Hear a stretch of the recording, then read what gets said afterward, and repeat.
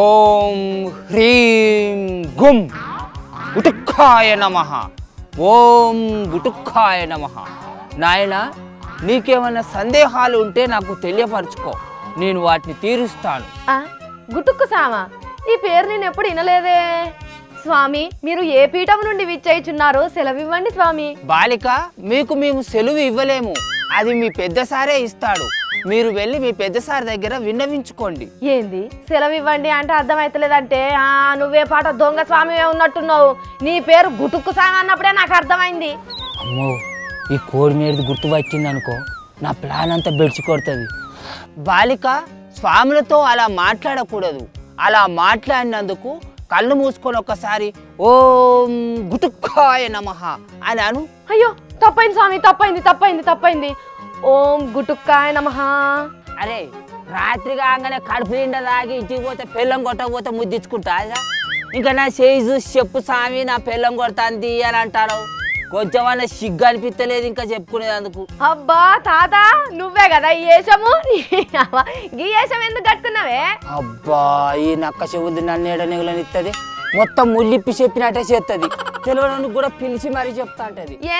ఏందో లోపట గులుగుతానవు. ఓం గుటుక్కాయ నమః. బాలిక, దేహే ఆపు నీ దొంగ సామేశాలు. నీకు గుర్తుపట్టినా కానీ ఇక కథలు వరకే తాత. ముందుగా నువ్వు ఆ వేషం ఎందుకు కట్టినావు చెప్పు. అరే, నన్ను నిమ్మలంగా ఏదైనా చేసుకొని బతకని ఇయ్యారా మీరిద్దరు? మీ ఇద్దరికి ఊడిగని చేసుకుంటేనే బతకరా నేను? ఏంటి నువ్వు చేస్తున్నావు ఉద్దారకము? ఇట్లా దొంగ బాబా అని తెలిసిందే అనుకో, బట్టలు చిన్నగేటట్టు కొడతారు. ఎందుకు తిడతారు? నేను ఆయన అల్లాటప్ప సావినా? హిమాలయ పర్వతాల నుంచి వచ్చిన 2000 సంవత్సరాల క్రితం పుట్టినోని, హిమాలయ పర్వతాలల్లా తుమ్మ చెట్టు కింద జ్ఞానోదయం పొందినోని అని చెప్తా. అమ్మా, నువ్వు 2000 సంవత్సరాల క్రితం పుట్టినావా? అట్లా పుట్టిన వాళ్ళు ఉన్నారే దునియాలే వాళ్ళన్నా? నేను లేనా? ఇట్లా చెప్పిన వాళ్ళనే నమ్ముతారు జనాలు. అట్లా ఇన్ని మోసపోయిన వాళ్ళు ఎంతమంది లేరు? అయినా నేను మోసం చేసేదానికి ఏలేదు చేసావు. మరెందుకు వేసినావు?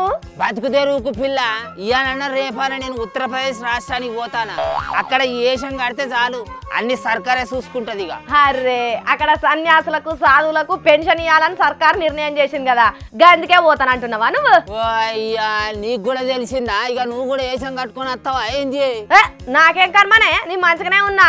అవుగాని ఓ తాత, నువ్వు పోగానే పెన్షన్ ఇస్తాను అనుకుంటున్నావా? లేకపోతే ఇన్సూరెన్స్ ఎగ్జామ్లు పెడతారా? దేహానికి తెలియగా నాకు నువ్వు నన్ను ఆపకు. సన్యాసులవుడు సాధువులవుడు అంటే ఏదో ఏషం కట్టుడు అనుకుంటున్నాడు మా తాత. పోనీరి ఊరు దాటంగానే కుక్కలు ఎంబడి పట్టే మళ్ళీ మా మనవరాలు ఎడవాయే అనుకుంటూ వస్తాడు. కానీ ఓ ఉల్లా, ఎంతైనా యోగి సార్ పాలనుల్లా దునియాల ఎవ్వరు కూడా మర్చిపోరు కదా.